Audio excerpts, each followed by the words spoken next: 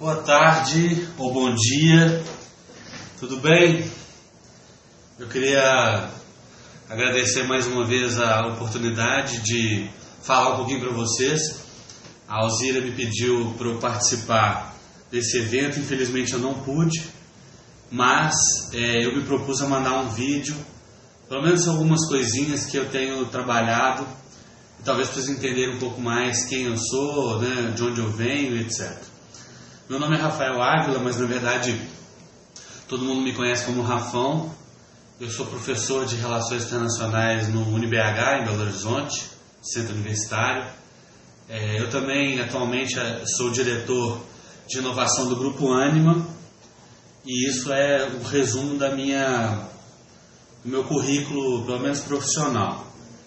Mas eu costumo dizer que, e eu coloco isso no meu currículo, né, pessoal, nos lugares onde eu vou palestrar ou vou conversar com o pessoal, eu falo, olha, eu fui professor de Kung Fu durante a minha vida, dos 14 anos até os 30 e poucos eu treinei.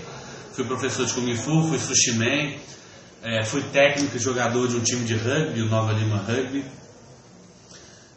Fiz arco e flecha, lutei boxe, e fiz dentre outras várias coisas, né, na minha trajetória. Sou casado, estou com minha esposa há 18 anos, a gente tem uma filhinha recém-nascida, então atualmente o meu principal papel é ser pai da Mila. E eu acho que isso é um pouco mais significativo do que essa minha trajetória profissional. Isso na verdade diz muito sobre quem eu sou, o que eu faço, qual é o meu espírito em relação à vida, né? Esse ano eu já fiz mestrado, já fiz doutorado.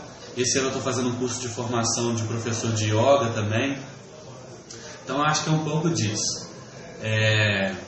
Por trabalhar com inovação, eu nunca sei muito sobre o futuro. A gente só trabalha em termos de prospecção.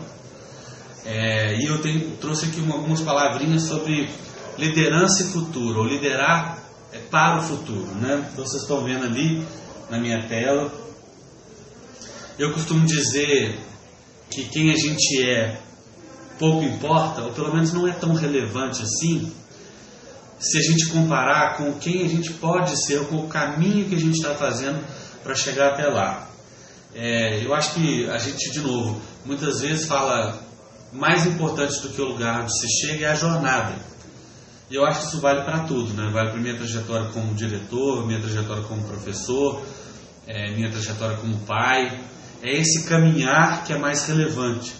Isso é tão importante para a gente que nós trabalhamos dentro da Anima hoje, nas escolas do grupo, com um programa obrigatório para todos os estudantes de todos os cursos chamado Projeto de Vida. É tão relevante a jornada e as possibilidades de escolha que a gente resolveu implementar isso em caráter curricular. Então, para a gente é realmente mais importante a jornada, mais importante é o projeto, quais são os projetos de vida que a gente tem. Agora, para a gente está muito claro que nós estamos num contexto de grandes transformações. E não é que o mundo não muda, né? Ao contrário, ele muda o tempo todo, há muito tempo. Mas a questão é que hoje a gente vive um contexto de grandes transformações em relação à informação, à quantidade de informação. Nós estamos falando de uma mudança no mundo do trabalho, de como as pessoas se relacionam, de como de como elas vivem de forma geral. E é muito importante para a gente, especialmente eu como professor e líder de um time, tentar entender esses contextos de transformação, o impacto que isso tem não só para a escola, mas para o mundo de forma geral, e tentar ajudar as pessoas a atravessar esses pontos, né, de desafio que a gente tem na nossa trajetória. Nós temos hoje grandes desafios e, obviamente, o nosso papel de líder e nosso papel de, vamos dizer assim, de influenciador dentro de um grupo ou de um professor, ele vai ser muito marcado pela nossa capacidade de ajudar as pessoas a transpor essas trajetórias, né? Eu costumo dizer que não existe fórmula ou modelo pronto. Eu sou um crítico feroz a essas vendas, essas consultorias que dizem que não, basta aplicar essa minha ferramenta tal e vai dar tudo certo, basta eu usar o método A, B ou C para essa situação. E eu sou descrente disso, assim. As ferramentas, elas têm limites. Geralmente é muito melhor você construir a sua própria ferramenta, um conjunto de ferramentas, do que você ficar o tempo todo trazendo algo de prateleira e colocando. E vocês sabem o que eu estou dizendo, porque essa é uma preocupação enorme que a gente tem com os nossos professores aqui, que vocês têm com seus consultores, de que a gente tem que entender exatamente o que ele precisa e só então a gente pegar naquele rol de possibilidades e tentar construir alguma coisa. Toda vez que a gente chega com alguma coisa muito pronta, né, a gente acaba tendo problema, o resultado não é tão efetivo. Eu até escrevi sobre isso recentemente no LinkedIn, porque eu sou professor de guerrilha e terrorismo. Eu dou aula disso nas relações internacionais, eu sou especialista em guerrilha árabe, inclusive. E não tem nada a ver com o visual, tá? Assim, o pessoal às vezes brinca, olha, é mesmo, né? Não tem nada a ver. Eu lido com esse assunto muito complexo e eu já vi, por exemplo, o pessoal falar de marketing de guerrilha e falar de uma forma tão inadequada ou transpor um conceito de uma forma tão inadequada que acaba que você gera mais prejuízo do que ganho. Então eu falo, não existe fórmula ou modelo pronto. E no limite, nós vamos construir o futuro. O futuro, ele não é algo que já está posto, já está dado, né, como fiandeiras que vão tecendo, né, essa teia do destino. Eu costumo dizer que o futuro, na verdade eu não, né? O Toffler diz que o futuro vai ser construído pelas nossas decisões, elas que são inconstantes, mutáveis e os eventos vão se influenciando mutuamente. Então, pensando muito nisso, e quando eu trabalho no meu campo, que é a inovação, né, para além da sala de aula, eu criei um método para mim, de como pensar a inovação, de como eu observo às vezes o meu campo e como é que ele está mudando, de como eu observo campos aleatórios e como eles estão mudando, de como eu muitas vezes converso com todos os stakeholders possíveis, professores, alunos, funcionários, sobre determinados caminhos, de como eu estudo. E aí, se não tem fórmula pronta, não tem outra maneira senão estudar. Então eu estudo pesquisas de tendência, eu estudo pesquisas acadêmicas, e eu participei recentemente, acho que de umas 2 ou 3 eventos sobre gestão de pessoas e recursos humanos, né?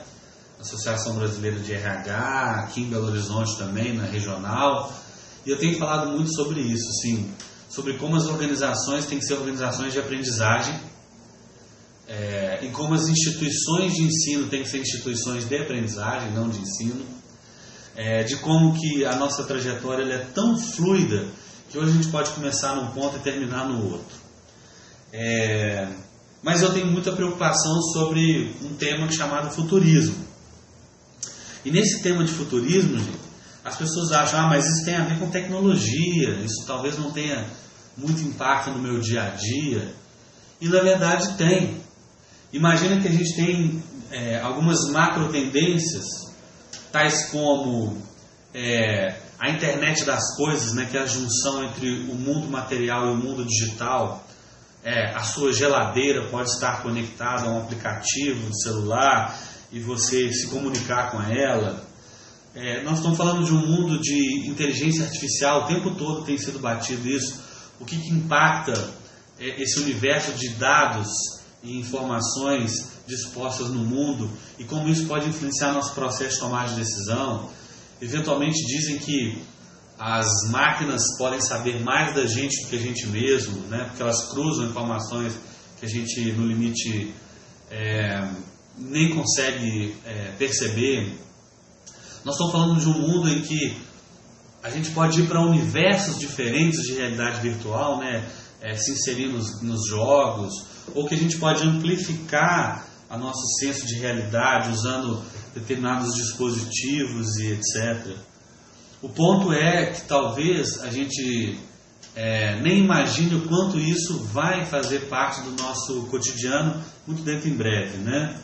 Nós estamos falando de um mundo de aprimoramento neural e das possibilidades da gente melhorar, hackear, é o termo que as pessoas usam no nosso cérebro, aprender melhor, aprender mais rápido. Eu li um livro que eu gostei muito recentemente, chama Direto ao Ponto, a nova ciência da expertise, e que discute muito essa questão que na verdade não existe talento nato, nem o ouvido absoluto, que as pessoas achavam que as crianças já nasciam com isso. Isso está tudo desmistificado, tem toda uma discussão sobre neurociência, neuroplastia, o tanto que o cérebro consegue ser modelado e treinado. Então, nesse universo, né, nesse universo de possibilidades, será que a gente não pode aprender mais, aprender melhor, aprender de uma forma mais eficiente, eventualmente até se conectando às máquinas, a gente não sabe? Nós estamos falando de uma tendência de um mundo 3D, das pessoas poderem fabricar suas coisas em casa. Eu lembro quando eu vi uma primeira impressora 3D, elas custavam 15 ou 20 mil reais. Hoje a gente faz dentro aqui do meu laboratório, eu estou num laboratório, impressoras por R$1.500, R$1.200, a gente consegue já fazer uma impressora 3D. Vocês verem que tem até a casa. Existe toda uma discussão sobre investir em moedas virtuais ou não, né, os bitcoins, e obter informações fidedignas ou não na internet, através do blockchain. Nós estamos falando de carros autônomos, de drones. Então, assim, tem todo um universo de tendências, de coisas que vão acontecer, que podem acontecer, e que a gente, no limite, e que a gente nem imagina ainda qual é o impacto que isso vai ter na nossa vida. Mas a gente sabe que vai ter impacto. Então, só para resumir, a gente fala de sensores e internet das coisas. Hoje esses dados humanos e não humanos, né? Imagina um avião, a quantidade de dados que ele emite, a sua altitude, o tempo de voo, o consumo de combustível. Esses dados estão aí na nuvem, né? Nós estamos falando de dados infinitos que podem ser conectados de maneira infinita e armazenados de maneira infinita. Nós estamos falando de inteligência artificial e que inclusive vai permitir os computadores aprenderem sozinhos. E isso obviamente causa temor em muitas pessoas. Nós estamos falando, né, da gente poder viver vidas imersivas. Eu obviamente gosto de uma série do Netflix que chama Black Mirror. Ela é meio sombria assim, essa série, mas ela trabalha muito com essas dimensões do impacto da tecnologia na nossa vida, né? Algumas projeções. Tem gente que pode viver ou vive grande parte da sua existência do mundo virtual, né? A gente pode, como eu falei, no futuro não muito distante, saber tudo o que a gente quer, quando a gente quer, onde a gente quer, através do aprimoramento neural. Nós estamos diante de um mundo mão na massa, né? O tempo todo se fala muito disso, né? Desse movimento maker e das diversas possibilidades das pessoas se tornarem artesãos no futuro, né? Eu não imagino daqui a alguns anos você ir numa loja de tênis comprar um tênis. Na verdade, você pode ir numa loja conceitual de roupa, de tênis, o que quer que seja, e você escolhe aquele objeto que você quer e você imprime na sua casa. Posso imprimir uma roupa na minha casa, eu posso imprimir um artefato de cozinha, utensílio na minha casa, né? Então, nós estamos falando dessa nova economia de não usar mais dinheiro, não usar mais cartão, não usar mais nada, né? Então, isso é muito interessante. Tem países que mal chegaram à era do cartão de crédito plástico, né? Outros tantos já estão numa era que você usa impressão digital, íris e etc. para meio de pagamento. e esse mundo de transporte solidário, automatizado. Para mim, o ponto todo é que esses mundos eles não estão separados, eles estão conectados. E o meu papel como professor universitário e como diretor de inovação é entender como é que todas as coisas podem estar conectadas. O profissional do futuro, eu costumo dizer, ele não é um profissional de um segmento, mas de uma junção de segmentos. Eu tenho, talvez não dê para vocês verem com tanta clareza, né, pela distância, mas nós estamos falando de um mundo em que robôs se relacionam a uma discussão sobre longevidade na saúde, né, como é que a gente pode hoje escanear nosso corpo de forma a envelhecer de uma forma de uma forma melhor. Então nós temos internet ligado à logística, nós temos energias renováveis conectadas com economia circular, nós temos veículos autônomos conectados à nanotecnologia. Ou seja, nós temos tantas infinitas possibilidades de formações no futuro que muitas vezes a gente, como universidade, se questiona, né? Não, mas eu tenho que ensinar isso para o estudante. Não, na verdade eu tenho que ensinar ele a estudar. Na verdade eu tenho que ensinar ele a se relacionar, eu tenho que a produzir. E o conteúdo em si talvez não seja tão relevante.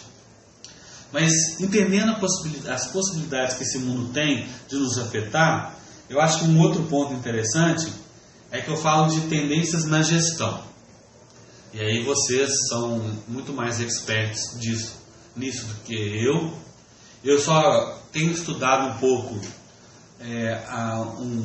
Na verdade foi uma provocação, e alguns de vocês poderão participar, dos eventos da Singularity, que fala muito sobre as organizações exponenciais, os problemas exponenciais.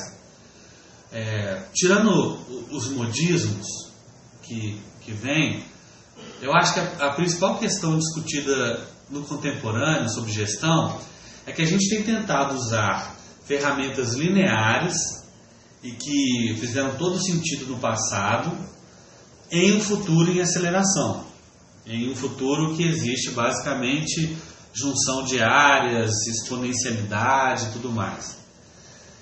E, portanto, a gente acaba tentando reproduzir um paradigma que funcionou no momento e que não funciona mais. O ponto talvez seja perceber o quanto as nossas organizações elas são desse mundo mais antigo e o quanto essas organizações elas convivem com organizações de mundos mais exponenciais. Áreas, etc., elas não vão continuar existindo. Mas elas vão enfrentar os desafios e a competitividade dessas outras organizações. Um ponto interessante para a gente refletir como gestor e como educadores de gestores é se a gente está tentando trazer para o mundo, né, por exemplo, de uma organização que é intolerante ao erro, de uma organização que pensa de maneira linear e sequencial, que é inflexível nos processos, que gosta de manter o status quo, se a gente está trazendo para eles ferramentas que são de uma organização exponencial. Ou se a gente está tentando aplicar ferramentas que servem para esse mundo tradicional numa organização diferente. Então, o erro pode estar nas duas pontas.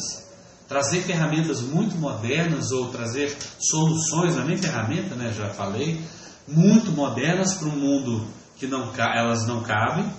Ou, na verdade, a gente está vivendo já num mundo muito acelerado com ferramentas antiquadas, né? Por isso, uma pergunta que a gente faz hoje é se a organização ela é uma organização tradicional que faz planejamento estratégico como evolução do passado, ou se a gente está diante de uma organização exponencial cujas características são bem distintas.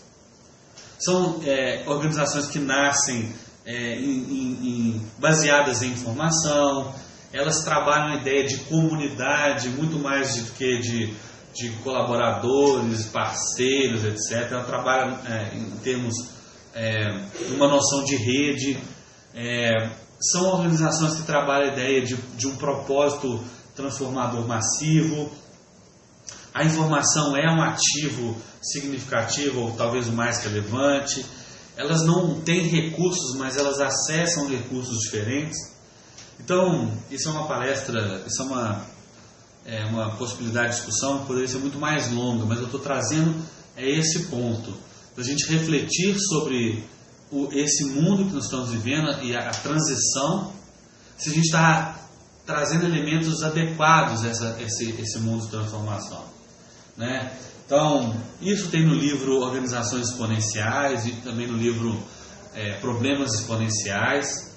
O fato é que essas organizações hoje, elas estão competindo, elas são muito fortes, elas trazem desafios para as organizações tradicionais e as pessoas estão no meio disso. Ou seja, organizações não são entidades que não formadas por pessoas. E a gente acha que nunca viveu um período tão forte na humanidade. Não, nós já vivemos, né? Não vamos exagerar, porque a gente sempre acha que nosso tempo é o mais nosso tempo é o mais dramático, e não é. Mas nós vivemos uma era em que as pessoas estão frustradas, estressadas, desmotivadas.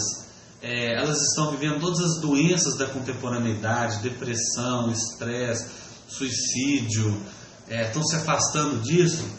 E eu acho que a gente está esquecendo, né, então, do elemento principal, que organizações são pessoas. E por isso, a minha provocação, e eu sempre faço isso para mim, portanto, para os meus estudantes, nesse contexto todo de mudança, como é que o projeto de vida e carreira das pessoas está conectado a isso tudo? Eu falo de um mundo de Big Data, de redes sociais, eu falo de organizações aceleradas, e as pessoas, né? Como é que elas estão definindo? E aí isso é um outro livro que eu li recentemente, que eu gostei muito, que se chama A Tríade do Tempo. Como é que as pessoas estão conseguindo elencar o que é prioritário para elas, o que é, ou seja, importante, o que é emergencial, que eu preciso fazer, o que é só trivial ou circunstancial? Como é que o tempo e o propósito das pessoas estão nesse turbilhão todo, né? A gente sabe, eu acho que eu não vou nem entrar nisso pelo nosso tempo, eu já gastei aqui, pelo que eu vi, alguns 20 minutos, mas eu recomendo um livro, né, que compete muito à minha área, chamado As 10 Faces da Inovação, ou Os Perfis de Inovação, de um autor chamado Tom Keller. Ele questiona muito que para inovar, as pessoas acham que é só um ou dois perfis dominantes. É o criativo, o excêntrico e tal, quando na verdade não é. E eu acho que vale muito para a gente refletir isso, né? Nesse contexto, qual é o nosso projeto de vida, qual é o nosso perfil, ou pelo menos naquele momento como a gente está, como é que eu gerencio o tempo, como é que eu me coloco em relação às coisas. Eu estou falando isso porque nesse livro Faces da Inovação, eu vou passar aqui muito rapidinho, nós temos diversos tipos de perfis.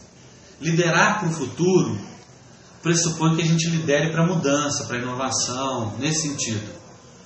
E muitas vezes a gente não sabe qual é o nosso papel nesse contexto. Então tem gente que tem um perfil muito mais voltado às descobertas, muito mais voltado ao aprendizado, muito mais voltado a disseminar coisas novas dentro da organização, né? Tem o perfil do experimentador, aqueles que fazem testes e protótipos. Tem o perfil do polinizador, que são aquelas pessoas que disseminam conhecimento dentro da organização. Mas também temos, dentro dessa lógica de inovação, papéis de organizar o processo. E muitas vezes falar, eu não sou criativo. Tá, mas você contribui à inovação implementando, superando obstáculos institucionais, ou colaborando, fazendo as pessoas trabalharem juntas, ou direcionando o trabalho. Então, o Tom Keller fala muito na inovação, sobre esses perfis de quem supera obstáculos, quebra regras, daqueles que acolhem o time para trabalhar na inovação, ou daqueles que gerenciam.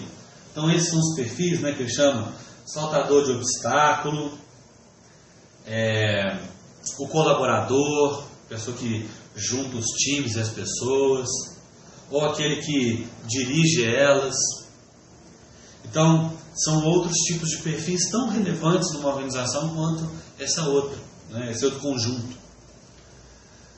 E por fim, ele fala também, né, nesse mundo de novo, de transformação, de inovação, etc., que tem pessoas que trabalham a construção das experiências de inovação, ou as cenografias que fazem com que o cliente se veja dentro daquela inovação.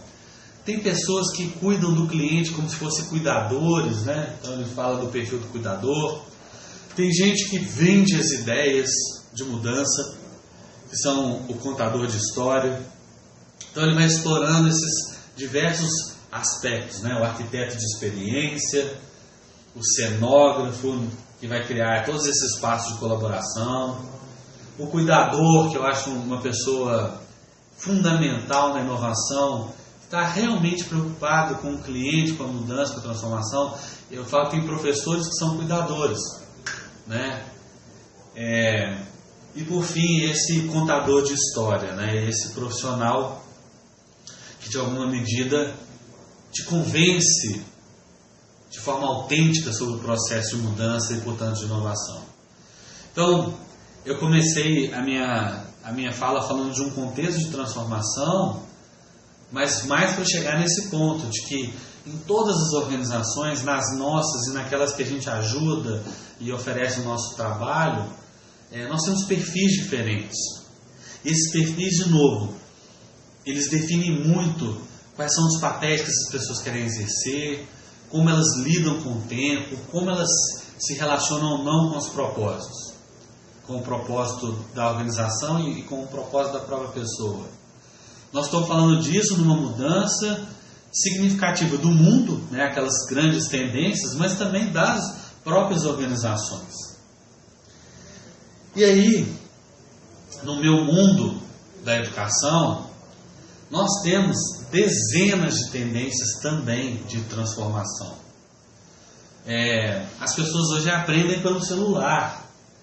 As pessoas hoje querem saber o quanto retorna em termos de investimento todo o seu processo de se educar.